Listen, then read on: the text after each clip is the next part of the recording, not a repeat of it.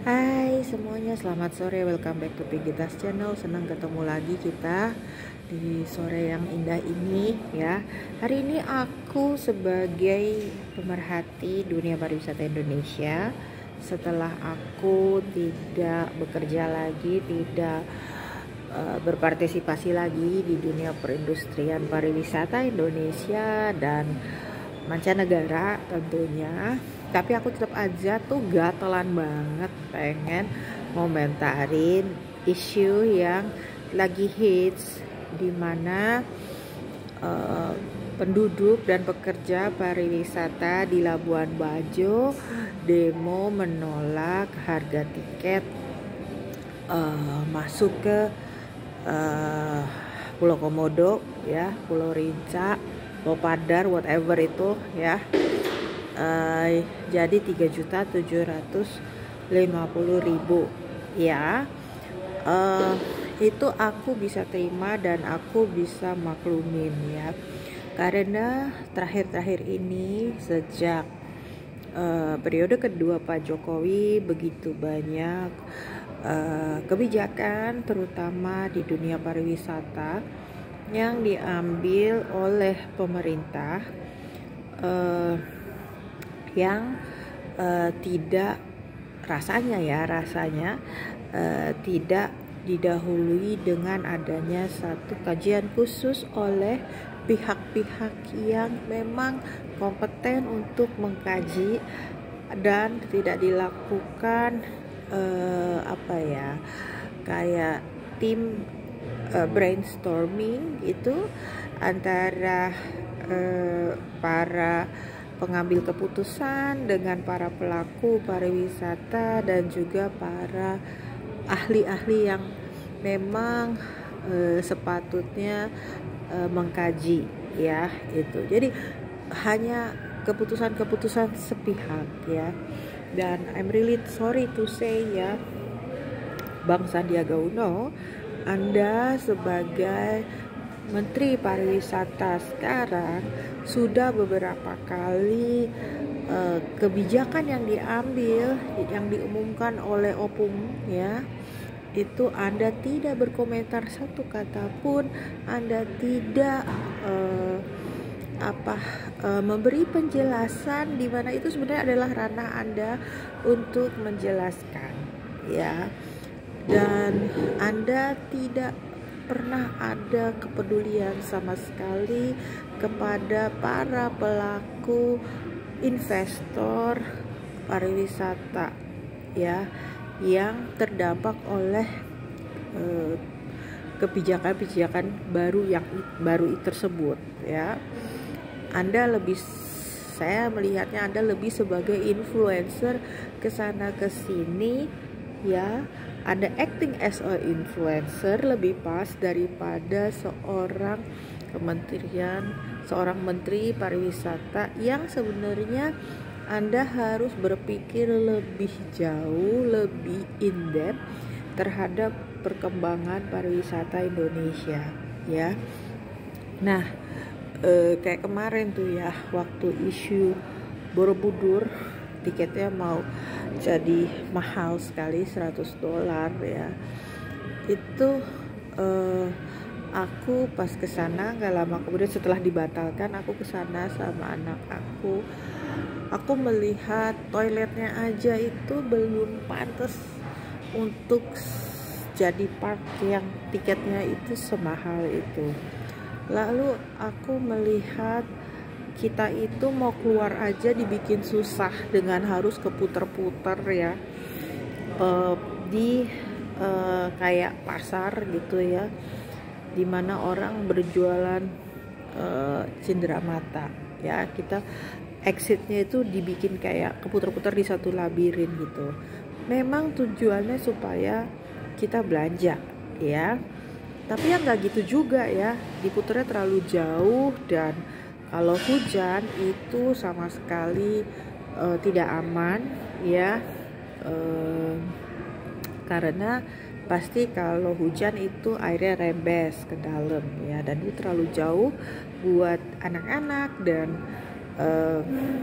orang tua, orang sepuh, itu tidak visitor friendly seperti itu. Jadi kalau mau di charge harga 1 juta $100 itu buat saya masih terlalu mahal ya, karena yang didapat itu tidak seimbang, jauh dari pantas ya.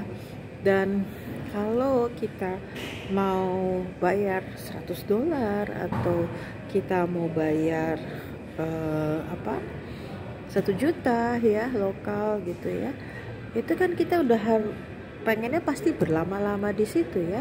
Jadi kita nggak mungkin udah bayar semahal itu cuman 1 jam, itu tidak mungkin. Kita kepengennya pasti menikmati seharian ya. Tapi yang saya lihat di sana nggak ada tempat yang ini kita bicara Borobudur ya, nggak ada tempat yang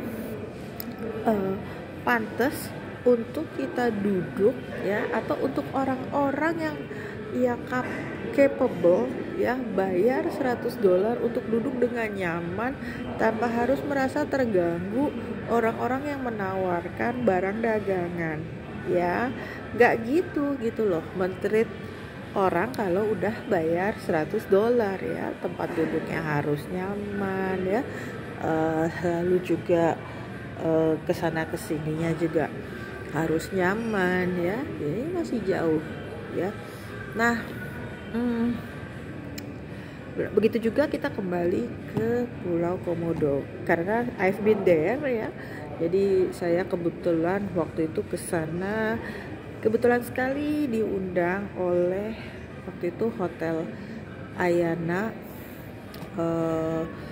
baru buka ya. Jadi di Labuan Bajo itu saya diajak keliling dengan beberapa shareholdernya Ayana yang waktu itu berkunjung karena Ayana Labuan Bajo baru buka ya. Dan memang kesana itu saya naik boatnya mereka. Jadi boatnya Ayana, kalau kalian pernah tidur di Ayana kalian pasti tahu Ayana ada boatnya sendiri ya. Dan tentunya waktu itu gratis ya, berpergiannya juga gratis. Dan karena grupnya Ayana tentu makanan tuh semua di provide ya gitu. Nah tapi waktu saya ke sana saya melihat kalau karena kebetulan saya juga di sana waktu itu ada seorang restorator dari pemilik restoran fine dining terkenal itu Ian yang dari New York ya, itu teman-temannya mereka. Nah jadi kita mau duduk di sana aja untuk duduk-duduk tenang-tenang leyeh-leyeh, itu nggak ada kafe di dalam Pulau Padar, Pulau Komodo yang nyaman gitu ya. Jadi ini banget deh nggak rasanya kalau untuk serving orang yang bayar masuk ke pulau itu aja 3.750.000, tentunya servisnya udah harus hotel bintang 7 kali ya gitu ya. Jadi turun dari kapalnya, terus kelilingnya. Nah ini nyari toilet aja tuh mesti dari one stop ke stop satunya lagi, itu jauh ya gitu. Dan saya nggak ngeliat dengan fee semahal itu apakah ada benefit langsungnya ke penduduk atau ke Pemkab kabupaten di sana itu di Labuan Bajo itu ya. Nah aku juga melihat ya, saya juga melihat apakah dengan begitu ya, dengan pasti kan ada penurunan pengunjung ya, karena orang kalau misalnya dia akan berangkat sekeluarga gitu ya, kayak misalnya saya anaknya 3 ya, tentu saya akan berpikir 10-20 kali ya, karena 4 kali 3.750.000 aja itu udah berapa ya. Nah baru dari situ ya, apakah dengan masuk semahal itu saya masih belanja, saya masih spending lagi? I don't think so ya gitu. Dan kalaupun ke sana ya hanya untuk sekali aja, nggak akan berkali-kali datang ya. Dan kita juga harus punya satu kajian berapa sih sebenarnya angka yang datang masuk ke Taman Nasional Komodo itu berapa ya, dan dari berapa orang yang masuk selama 1 tahun, berapa orang Indonesia, berapa turis asing.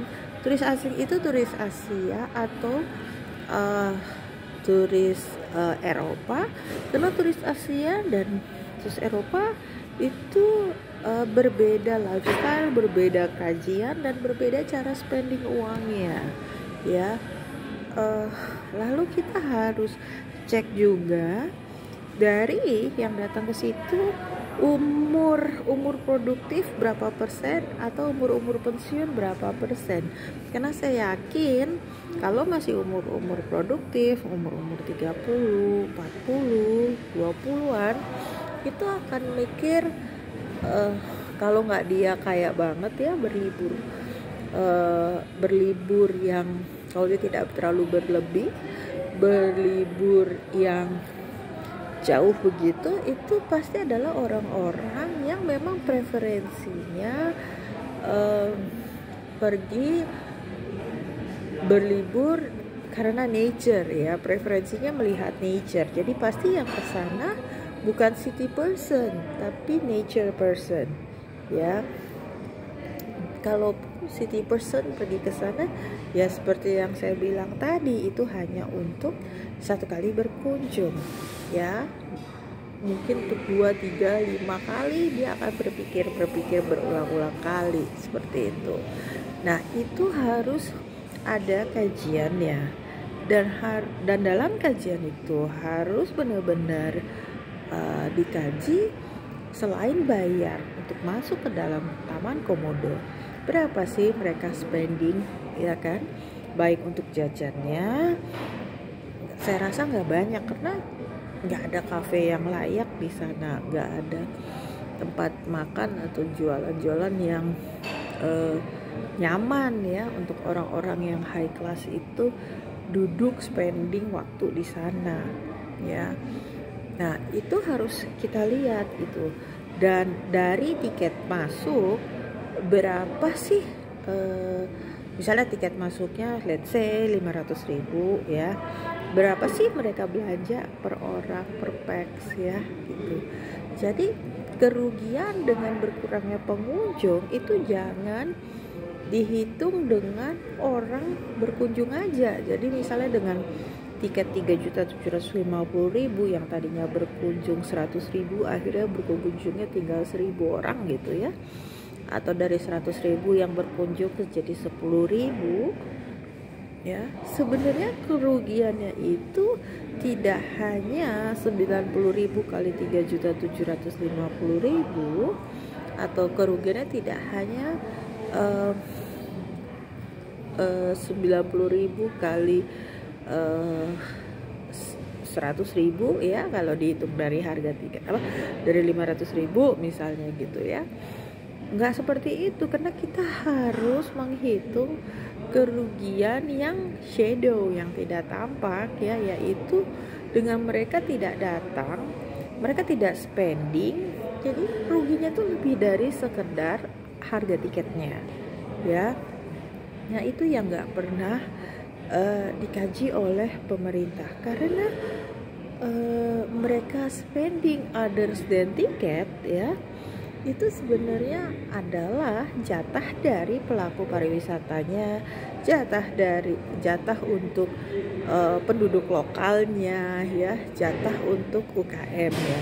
Jadi kerugiannya itu dampaknya jauh lebih besar dari yang pernah kita perkirakan, karena saya nggak yakin pemerintah berpikir sejauh itu. Kalau pemerintah berpikir sejauh itu, tidak akan gegabah menaikkan tiket dari yang harga sebelumnya ke harga yang sekarang ya. Jadi saya mohon kepada Bapak Sandiaga Uno ya, Anda sebagai Menteri Pariwisata, coba deh bikin kajian yang benar gitu ya, yang real, supaya kita tahu berapa sih besaran kerugian yang berdampak dengan situasi seperti sekarang. Orang-orang pada ngamuk di sana ya Bang ya, pelaku pariwisatanya, lalu hotelnya jadi sepi ya, terus transportasinya sekarang juga orang kemana-mana akhirnya diangkut sama Pemda, itu jadi nggak masuk akal gitu ya. Pemerintah jadi berbisnis di pariwisata, sementara itu kan jatahnya rakyat ya, jatahnya penduduk setempat. Jadi tolong deh Bapak Sandiaga Uno, please be wise ya. Anda Menteri Pariwisata loh ya, bukan influencer, bukan Atta Halilintar. Jadi berpikirlah dalam skala yang lebih besar, berpikirlah untuk Indonesia ya, karena saya tidak yakin Indonesia ini pariwisatanya akan segera pulih ya. Kita lihat aja, baru mau mulai bergerak, isu COVID udah datang lagi, sementara orang asing masih sangat sensitif dengan isu seperti itu ya. Jadi please, saya peduli dengan saudara-saudara saya di Labuan Bajo yang terdampak dari kebijakan sepihak ini. Stay strong ya kalian ya. Bye, I love you. Mwah.